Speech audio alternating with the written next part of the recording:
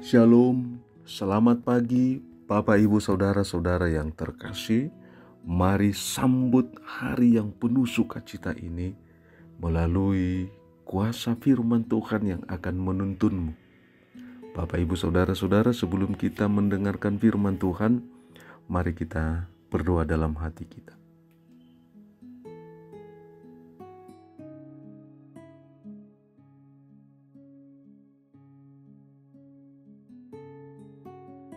Amin.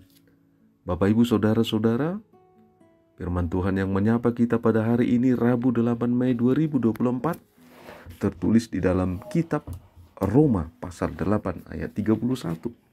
Sebab itu apakah yang akan kita katakan tentang semuanya itu? Jika Allah di pihak kita, siapakah yang akan melawan kita? Ope ahamadohono tadisi molo dibata dongata isema alota. Tema firman Tuhan, Tuhan penolong yang setia. Bapak Ibu Saudara-saudara yang terkasih di dalam Kristus Yesus, kembali pada pagi ini kita harus bersyukur kepada Tuhan karena Dia masih memelihara kehidupanmu. Katakan bahwa Tuhan itu maha baik. Katakan bahwa Tuhan itu penuh dengan berkat dalam kehidupanmu pribadi, keluargamu, karena Dia masih menunjukkan keberpihakannya kepada setiap orang percaya. Di mana dalam firman-Nya pada pagi hari ini, bahwa Allah ada di pihak kita. Allah menunjukkan kasih-Nya dengan membela kita di hadapan para musuh kita. Allah bersama kita untuk memenangkan segala perkara kita. Keberpihakan Allah justru mengingatkan kita beberapa hal. Yang pertama, siapakah musuh orang percaya itu? Musuh atau yang membenci orang percaya adalah setiap orang yang tidak menerima terang di dalam firman Tuhan. Karena itu setiap kita berjalan dalam kebenaran Tuhan, maka di sanalah kita berperang melawan kegelapan. Kegelapan bukan semata-mata hanya ruangan yang tidak ada cahaya. Namun musuh yang utama adalah sifat keegoisan kita. Dan secara umum Paulus menegaskan bahwa akan terjadi penyesat-penyesat, penganiayaan dan perang. Karena itu orang Kristen harus penuh waspada karena ada bahaya maut sepanjang hari. Sebab orang percaya dianggap sebagai musuh. Dalam hal inilah Paulus mengatakan, siapakah yang dapat melawan kita? Maksud Paulus dalam nats firman Tuhan pada pagi hari ini, bahwa tidak seorang pun yang dapat berhasil melawan dan mengalahkan orang percaya jika Allah di pihak kita. Ia tidak menghindarkan semua ini dari kita, tetapi Ia merancangkan kebaikan di setiap yang melawan kita dengan kuasa dunia. Tidak seorang pun yang dapat berhasil melawan kita, asal kita tetap ada selalu di dalam kerajaan Allah.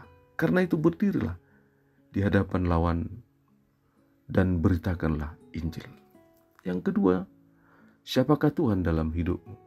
Ketika kita mampu menjawab pertanyaan ini, itu berarti kita sudah dapat atau mendapatkan hal yang baru dalam kehidupan kita, yaitu keberanianmu, kekonsistenanmu berada dalam Tuhan.